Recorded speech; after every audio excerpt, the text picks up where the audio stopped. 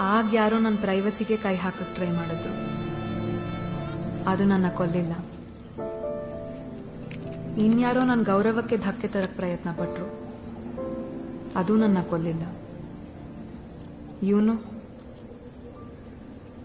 ನನ್ನ ಆತ್ಮಕ್ಕೆ ಕೈ ಹಾಕಿ ರಾಡಿ ಕೊಚ್ಚೆ ಮಾಡ್ಬಿಟ್ಟ. ಇದು ನನ್ನ ಕೊಲ್ಲಲ್ಲ ಅನ್ಸುತ್ತೆ. ಹೀಗೆ ನಾನು ಇಳಿದ್ ಬರೋವಾಗ ನೀನ್ ಎದುರಿಗೆ ಸಿಕ್ಕು ನಗೋ ಹಾಗಿದ್ದಿದ್ರೆ ಎಷ್ಟು ಚೆನ್ನಾಗಿರ್ತಿತ್ತು ಮಧು. ಇಂಪಾಸಿಬಲ್ ಅಲ್ವಾ? ನೀನು ನನ್ನ ಜೀವ ಹೊತ್ತು ಗಂಟ್ಮುಟ್ಟೆ ಕಣೋ. ಹೊತ್ತು ಸಾಗೋದಷ್ಟೇ ನನ್ನ ಕೆಲಸ. ಇಲ್ಲಿರೋವರೆಗೂ, ಅಲ್ಲಿ ಹೋದ್ಮೇಲೂ ಈ ಜೀವನ ಯಾಕೆ ಹೀಗಿದೆ, ಇದೆಲ್ಲ ಭ್ರಮೆನ ನಿಜಾನ ಒಂದೂ ಅರ್ಥ ಆಗಲ್ಲ.